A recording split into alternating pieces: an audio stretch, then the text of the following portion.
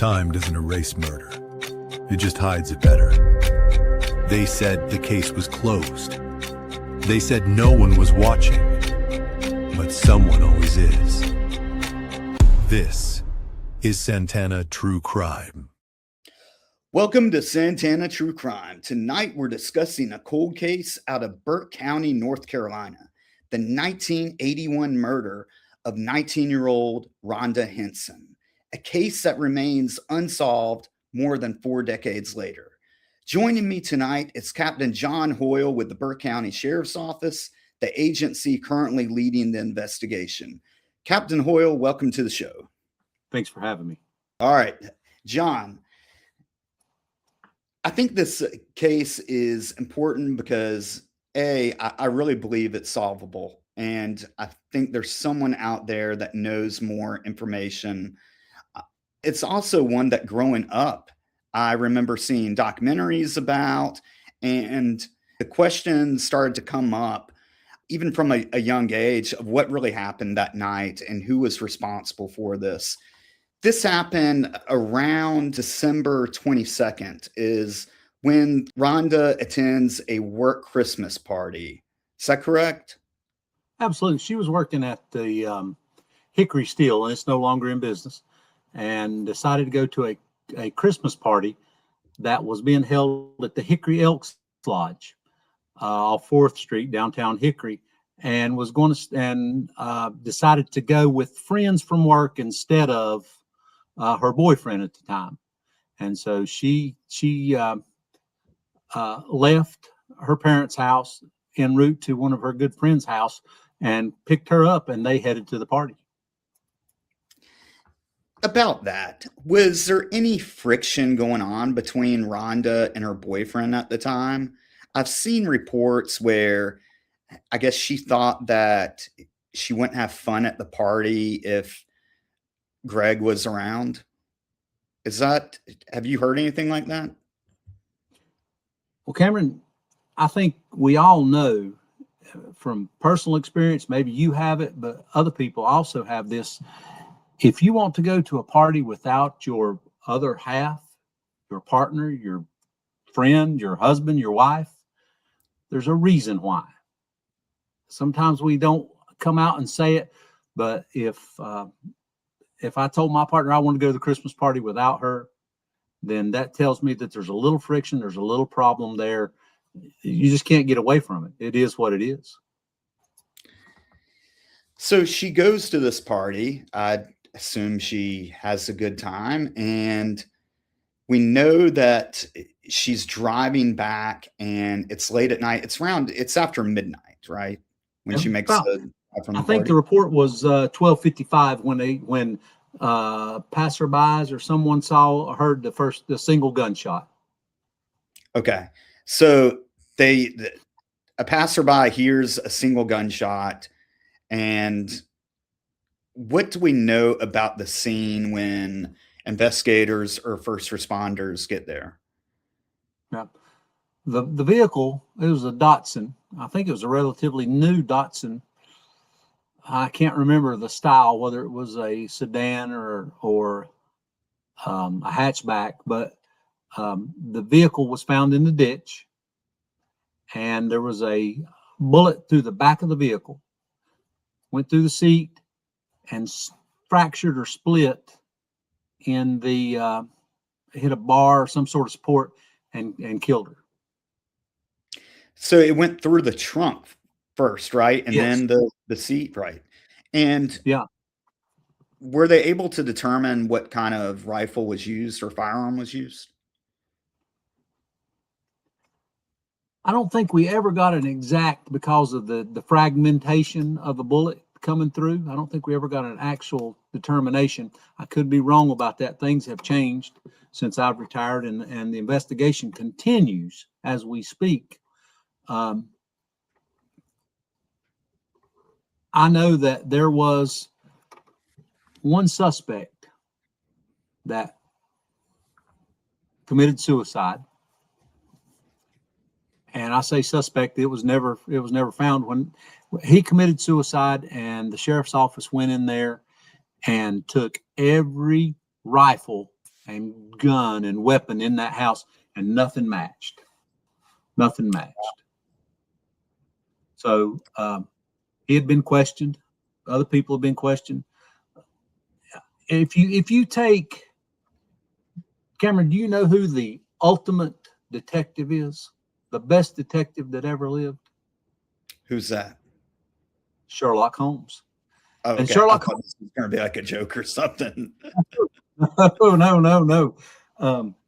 And my boys will tell you this, and anybody that's been around me forever will tell you this, that I use this statement a lot. Sherlock Holmes said, there's no such thing as a perfect crime, only imperfect investigations. Right. And I truly believe that so much. Yeah, and it's hard now when you're looking back at these old cases. And I wrote a book on a case from 1973. And a lot of times we start to apply 2026 standards to, in this case, 1981 standards. And I'm sure that if we were to investigate this crime in 2026, we'd be doing things a lot different, especially when it comes to handling and maintaining evidence. But before we go down that rabbit hole, I had a few more questions about the actual event. When she was shot, were we able to determine, was the vehicle moving or had she pulled over to the side of the road? Do we know anything about that? I think there's opinions on both of those. It was probably still in drive. We know that, or it would have not ended up in the ditch. Okay. If it were in park, right there in the middle of the road on Mineral Springs Mountain at I-40, then it would have just sat right there. But if it ends up in the ditch, it's got to be in drive. Right. And this is a very rural area. This is in Valdez, North Carolina. Not a lot of cars are traveling on this road, right? No, not especially not 1981. So how old are you, Cameron?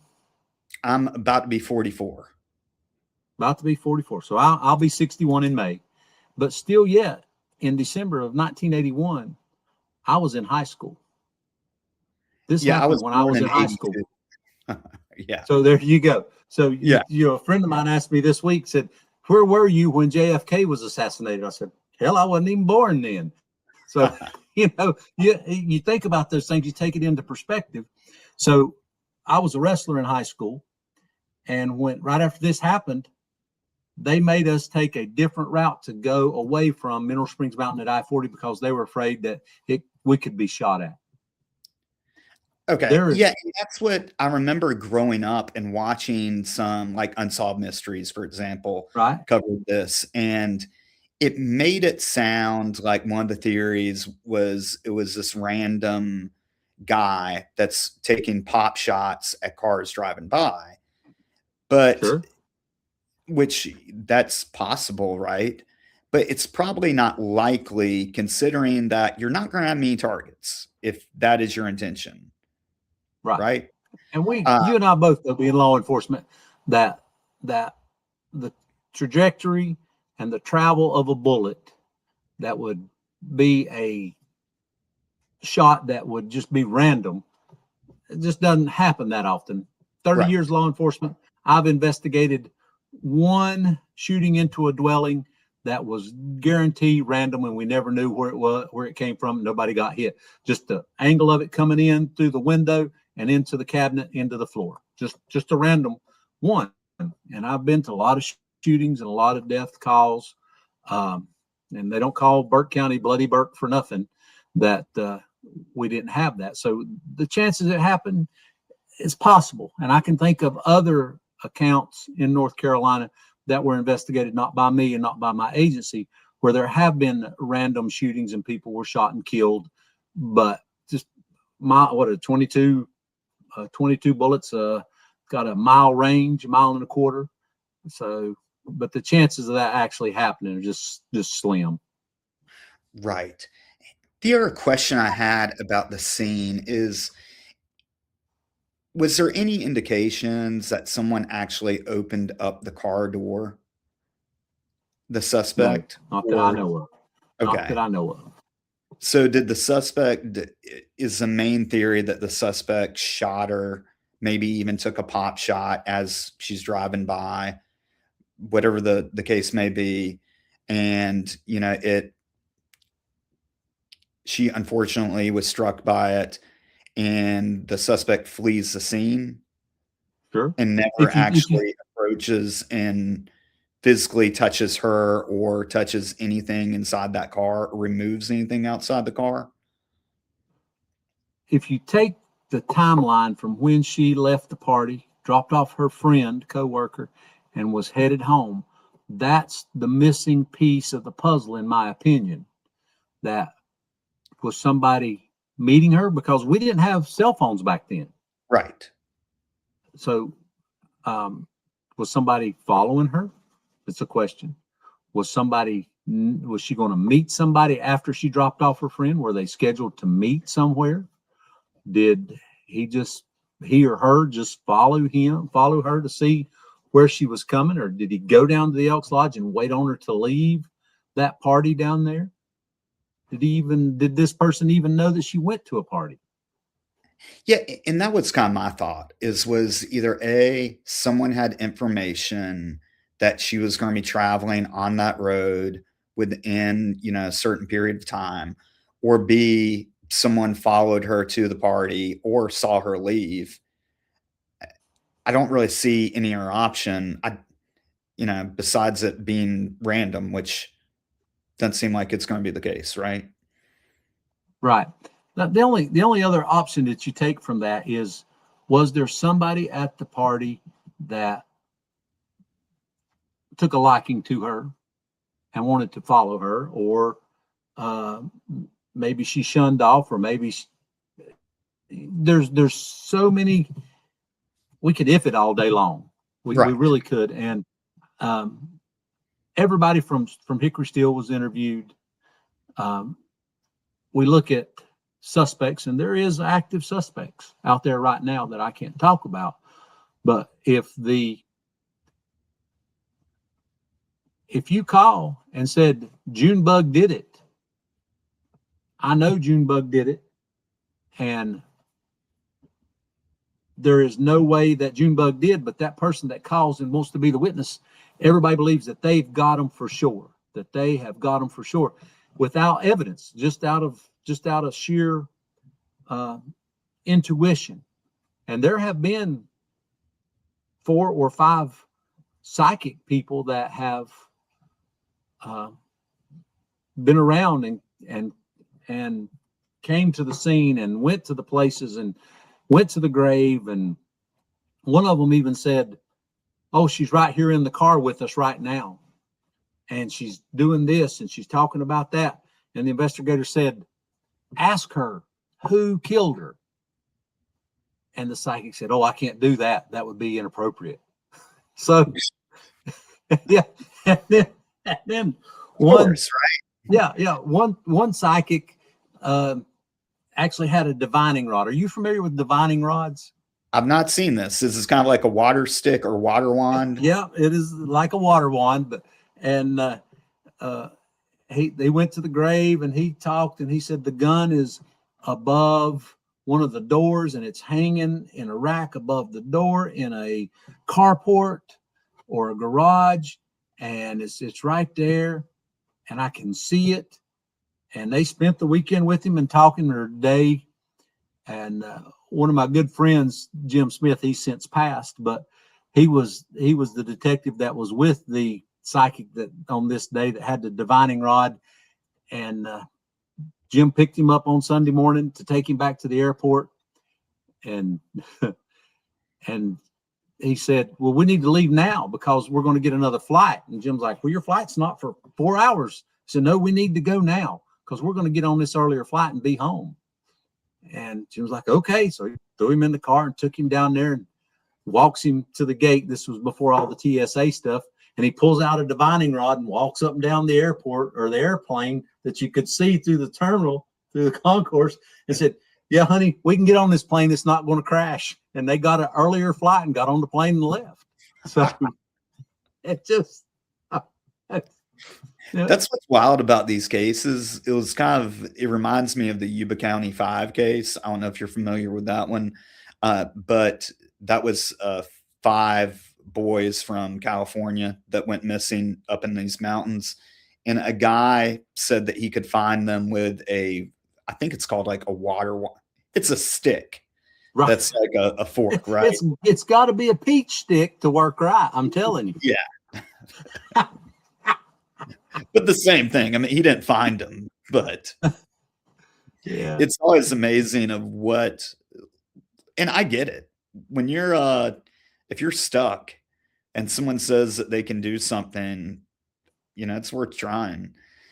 With this case, there's a few things that I was wondering about too, because is it correct that Rhonda made a phone call either after the Christmas party before she was about to drive home, or saying that she was going to drive home? Is that correct? It's my understanding that she did. It's my understanding that she did. Now, who she called, her best friend. So Rhonda's a graduate of East Burke High School. She played Right. tennis. I'm a graduate of East Burke High School. She was 2 years ahead of me. I don't remember her from school, but she graduated in 81. I graduated 83. So she was there and had friends, and we have mutual friends. Now, who she called, I don't think it was her best friend, but there's the rumor that she did. That it was her best friend and not her boyfriend? Well, not that it was. I don't think it was her best friend. Is what I'm Okay. saying. I don't think Gotcha. it was her best friend. Yeah, So she called a friend. it's called someone. Someone.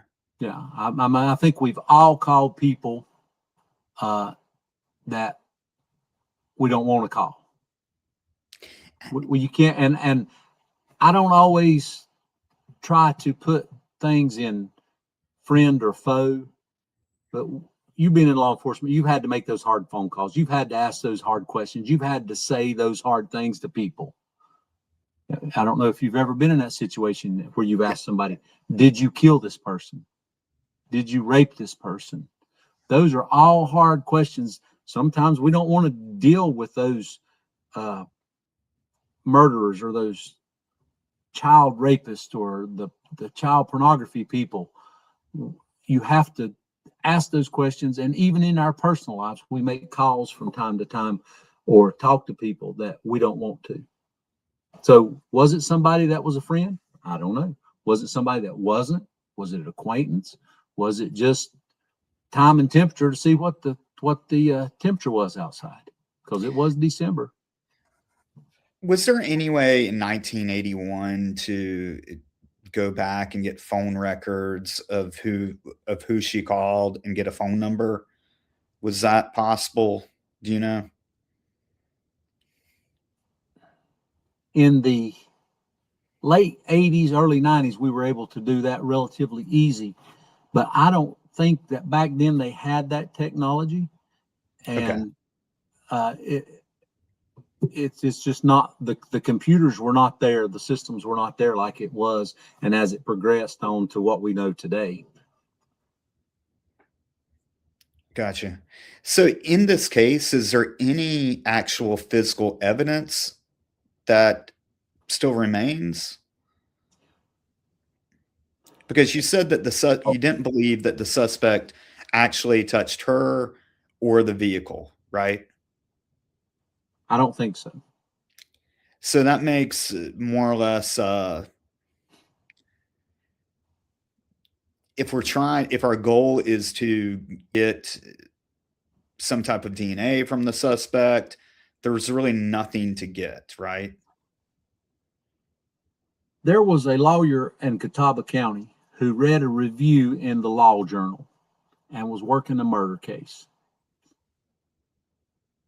And this was talked about widely in the area. And everybody kind of scarfed at him because he felt his client was innocent, defense attorney. He felt his client was innocent, but he read an article in a law review that talked about DNA, and he had a court order issued to preserve blood, semen, hairs, different things for future testing when DNA came along. In 1981, we had no idea about that. Right. The best we could do was get, if you get blood, you could find out that it was O positive, O negative, AB Yeah, they had negative, the something like secretor that. test too, right? Right. So if you fingerprints, what we know now with the APHIS and the different things, the way you can take fingerprints and just run it through a computer and it comes back quicker and quicker. Back then it was take a fingerprint, send it off. Somebody would try to match it, try to find it in a database somewhere, and it may take a year. Even if you found the right fingerprint. If you take the current missing person out in California, when they picked up gloves from the searchers, they were able to determine that this glove was not a searcher. This one was. One out of the 16 gloves that they picked up was searchers, where they had just took them off their hands and threw them down. Why? Makes no sense.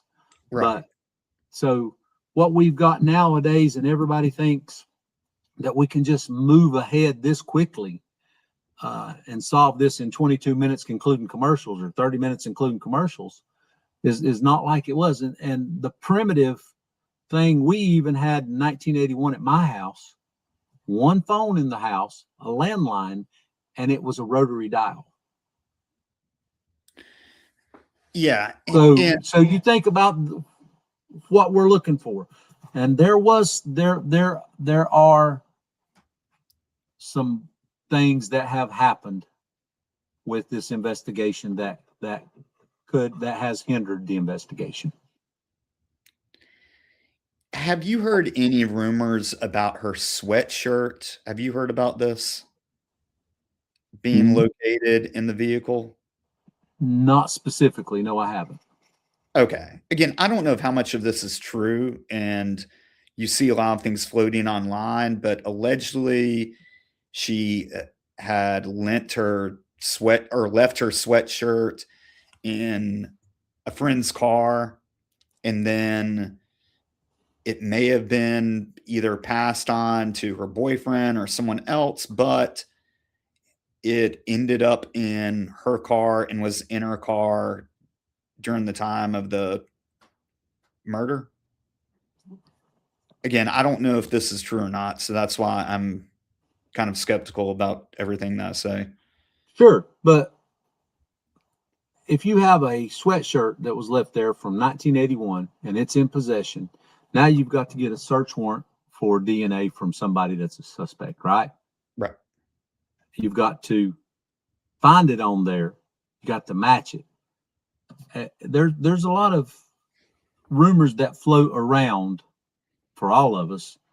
And just like I said before, if one of my former neighbors, somebody said, I know he killed her, I know he killed her, I know he killed her. Well, there wasn't no way he could have, because he was in Florida. And so the rumors are there, and people automatically think that it's so cut and dry. But you know that to be a good crime scene investigator back then compared to now, and that it takes so much more blocking off the crime scene, making sure the evidence is preserved. That's one of the things I can appreciate from spending 2 years investigating the murder of Virginia Olsen and going through all those files, is that whether you look at her case or you look at Nancy Morgan, who was killed in Mars Hill, North Carolina, or a lot of murders during that time, they just did not have the technology and honestly the education that police officers get nowadays and the training. It's far superior. I mean, training and standards didn't start till 1973. So, right. You're looking at 1982. That's only a little bit over a decade. And like you're saying with the testing, DNA was not on the picture. They could do fingerprints, and they could tell a blood type and whether the person was a secretor or non-secretor. And that was more or less it, right? That's it. That is it. And so when officers or deputies are collecting evidence, I mean, in our case, a lot of it was lost. We know that Sure. the semen sample was lost by the time the 80s rolled around. The investigators did not have it. So, I'm not trying to pick on this case, but is there anything that we have some promise of testing, or is this just, you know what, we don't believe that this person came anywhere near the car, and this is more or less, we need a witness to come forward? Sure. And I have A a witness, question a about witness, a witness would be great. A deathbed confession would be great, and that may be where it ends up. Right. But I don't know if you know this or not, but the trunk lid is missing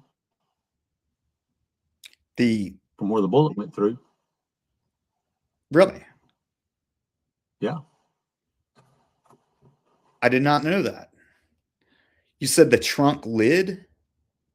Yeah. They removed it from the car where the bullet went through. Uh-huh. And it was taken to, after it was examined, it was taken to a auto body shop or someplace, and a private investigator picked it up, and the private investigator's dead. I've never heard this. So the sheriff's department, do they tow the car from the scene? Do you know? I am sure they did. That would just be standard procedure, even That's back what then. I'm saying. Right. So they Yeah, tow the car from yeah. and they remove the actual trunk lid. Mhm. I mean, if you're going to send something off to the SBI lab, you're not Right. going to send the whole car. Right. So you send a trunk lid. And a And it private comes back. investigator And got it access to comes that? back. Yeah, oh, yeah. So private investigator, and that private investigator since passed. Did he say And anything about, go ahead. sorry, it amazes me what pops up during some of these conversations. So a private investigator goes to the SBI. I assume he had some connection with the SBI. It was the trunk lid was released to a body shop, and the private investigator was to pick it up there. And I assume, and we all know the old saying about assumptions, but I think he picked it up there, and then the private investigator has since passed. And I don't know when he passed. There are things about other people. What's that? Why would you release that to begin? Was it just too big to put in an evidence room and they didn't want to hold on to it? I don't know. This was before my time in the thinking on some things, and maybe the private investigator thought that he could help solve the crime. Okay. So, there, and if you had the trunk lid and it had a bullet hole through it, and you looked at it and said that maybe it was this caliber, or there's no telling what the thought was behind that. But in the whole case, there are people that have investigated things that are past now, that have taken that knowledge with them. And even though it's not supposed to happen, at some point, it wouldn't surprise me if some of those investigators carried some of those files home and looked at them and tried to figure it out, and sat at their table at night and drank a cup of coffee or a glass of tea and read over those files, and they never made it back to the sheriff's office. I say that not knowing that, but I know how things are. I know how things happen, because it eats at you. We have a mutual friend that worked a missing persons case for years, and I think it still eats at him today. And so I will bet you, knowing him and the type of investigator he is, I am sure that at some point he had those files in his patrol car at his house. He went out there, walked back in, grabbed them, walked back in and sat there and looked at them and thought about it. Set them down for a little bit, eat some supper, go back and look at them, because you're just always looking for that one little piece that'll get you over the hump, that'll make that case that you think you've missed. And if you can't find that one little piece, sometimes it will eat at you for years, decades. So does Burke County have a cold case unit or a cold case detective that's assigned the case? So the SBI has a newly formed, the State Bureau of Investigation in North Carolina. I don't know if newly formed, that's my word. They have an investigation cold case, and right now they're working on a missing persons case out of Cleveland County. And as soon as they clear from that, they're supposed to come up and go over the Rhonda Hinson stuff. Is that the Aisha degree case? It is. I'd love to talk with you about that another time. I thought that one was going to be solved. Yeah. And I saw the search You know, warrants come out. her book bag was found in Burke County. Yeah, and that was another one that it just shows that sometimes breaks do come around and people talk. Sure. And I'm not going to get into it right now, but when you read the search warrants, which are public record, Absolutely. it seems like it's a lot clearer picture, and I think there's some really good hope that people will get charged one day, or we'll know what happened. Yeah. It'd be tough, in my opinion. I know you have at least one child. Right. I have two boys, and of course my oldest one is a sergeant for Raleigh Police Department. But I cannot imagine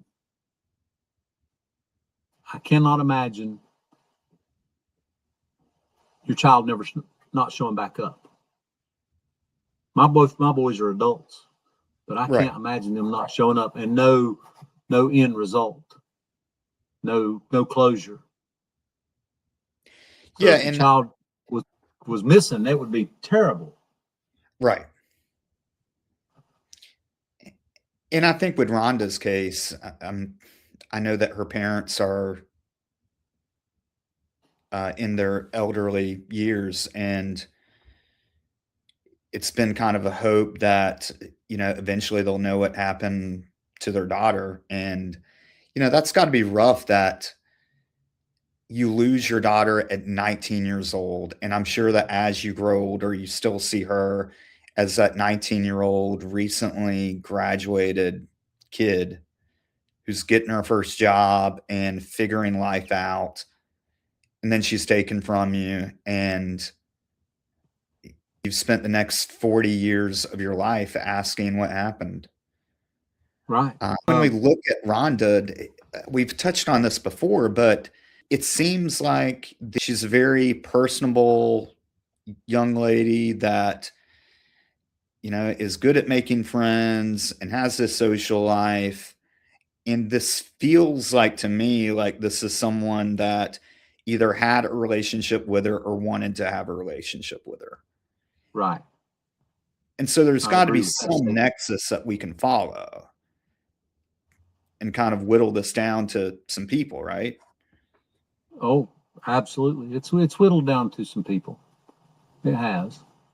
And you get to that point, and that's why I go back to the saying that it may be a deathbed confession at some point in somebody's life.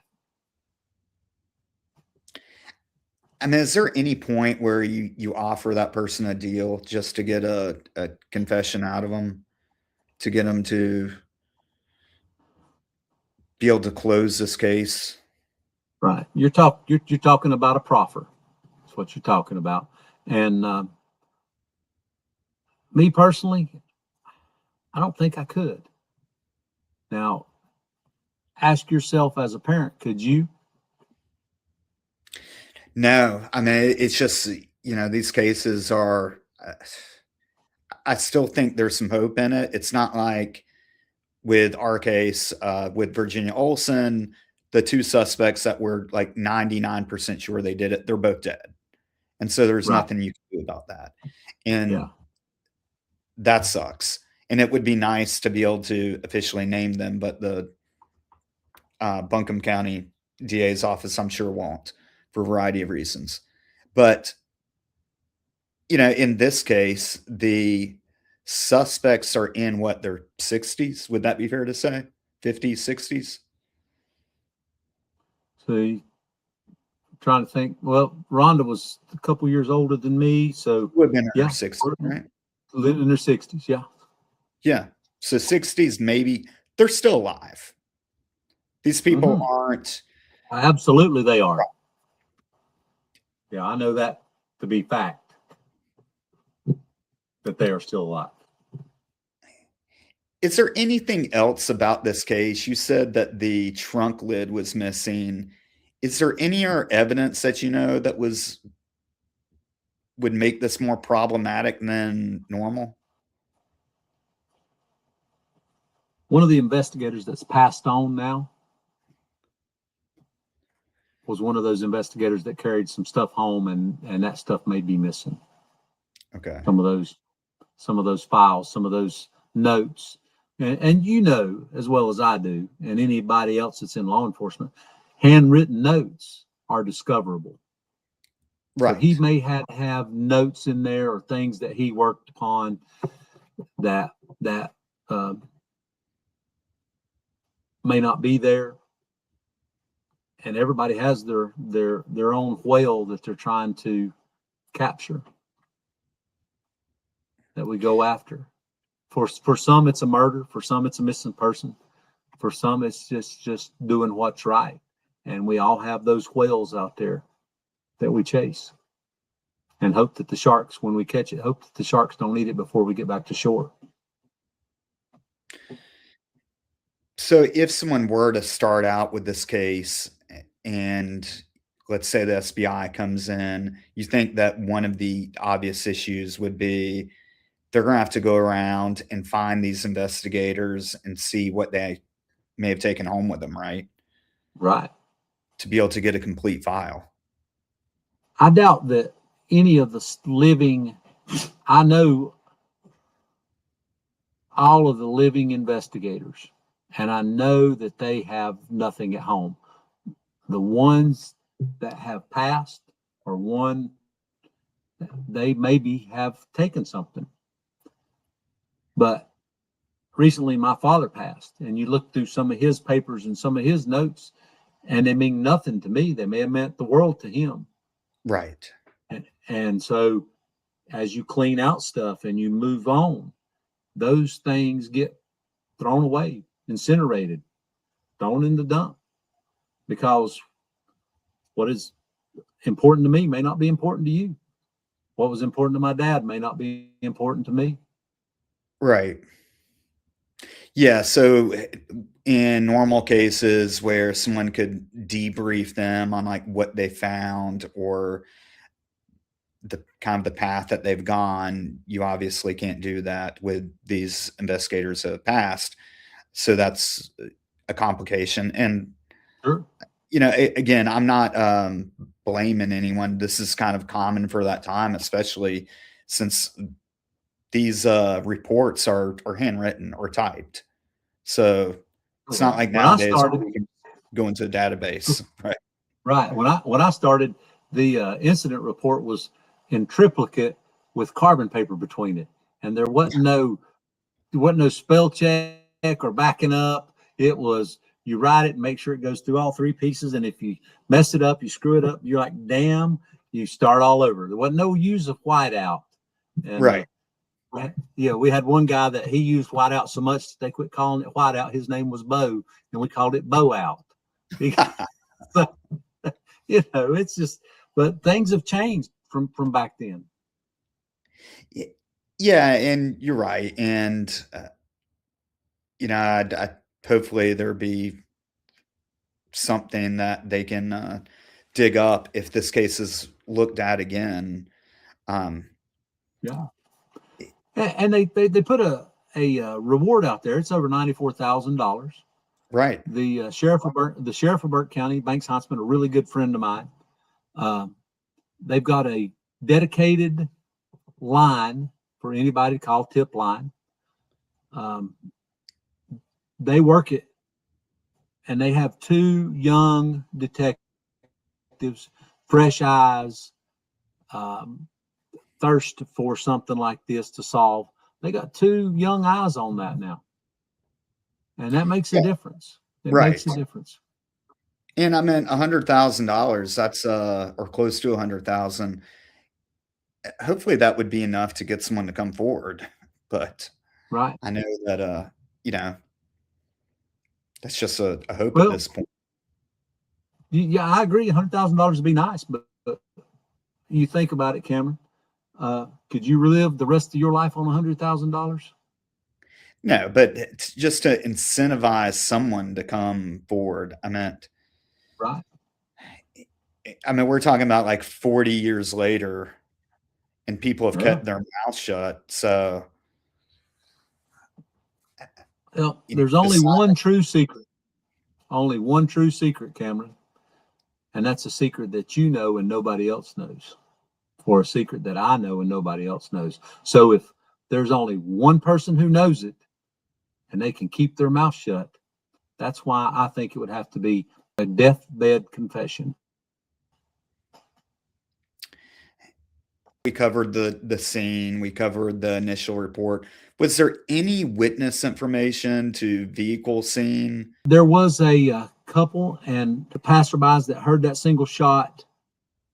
And for the life of me, I can't remember much about that, about exactly what their role is and what they said. You think about how much evidence you collect, or you collected when you were a detective working on things. How much evidence and how much stuff do you think has compiled over 43 years? Right. So to try to remember all that stuff and keep up with everything and who said what and exactly, it's tough. And try to put it together, and you want closure for this family. You want justice for this family, and it's tough to get everything.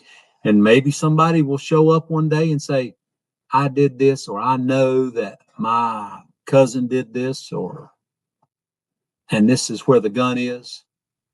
This is what happened. But if only one person knows it, and only one person takes it to their grave, nobody will ever know. Well, on that note, if someone does have information about this case, I'm going to put the tip line in the comments below. As well I as can read it out. I know it. Go ahead. Give it to us. Yep. 828-764-9549. 828-764-9549. And also, this Burke County Sheriff's Office has its own app that you can go in there and log into the app, of course, and go to the tip line through there too. Well, I don't think this is a lack of effort, and I completely Absolutely respect not. that they've been doing on this. Hopefully the SBI can come in and review everything again. I think this is going to take a team of people to just go through the entire file. Like you're saying, I'm sure it's huge. But is there anything else that you can provide us about this case, or is there any glimmer of hope besides a deathbed confession? I think there's always hope. I think once you give up hope, once you stop having dreams, once you stop having desires and wants and what you want to accomplish, then life itself ends. So I will always have hope for this family, and I always have hope for this case. Because if the roles were reversed, I would not want to be the parents of this case of Rhonda Hinson. Well, my hope is that this gets solved in their lifetime, and I'd really hope that they can see justice for their daughter and to have answers. But John, I appreciate you coming on. Do you have anything you want to plug, any way that we can support you or the Burke County Sheriff's Office? No. Support your local law enforcement. Support your local law enforcement. Support our civil servants. Some of us have been a civil servant our whole life, and we don't always make a lot of pay, and we're not looking for the glory. We do it for the love of the job. And so support those. If you see an officer in the restaurant, pick up his tab. Spend an extra $10 to pick up his tab, show him you appreciate him. That goes a long way. It goes a long way because we work long hours, a lot of weekends, a lot of holidays. We're working when our children are playing sports. We're working on their birthdays. We're working when Christmas comes around. And being a law enforcement officer is the best job you can ever have. I will never, ever tell you any different. The best job you can ever have. And a second later, it's the worst job you can ever have. And you do everything right. You do it by the book, by the law, by officer safety. You can still be sued and you can still lose your life. So protect and lift up our law enforcement officers. Buy them that lunch, buy them that meal when they're out in public. Tell them you appreciate them. Well said. And I completely agree. And I appreciate your service. I know that you've been doing it for quite a long time. And your son, Trevor, followed in your footsteps and actually had the privilege of training him. So that was a lot of fun too. Yeah. But And I'm sorry you had to do that. So yeah. If you want to support me, you can start off by liking and subscribing to Santana True Crime. You can also follow me on Instagram at Santana True Crime. You can pick up my book as well, A Murder on Campus, A Professor, the Cop, in North Carolina's Most Notorious Cold Case. I wrote that with my brother, Dr. Brian Santana. And you can check out my newest show, The Disclosure Lounge, with Kelly Brink. We do conspiracies, UFOs, kind of a fun show, but give that a try as well. John, thank you so much again, and hopefully we can bring a resolution to this case. Good night. Thank you.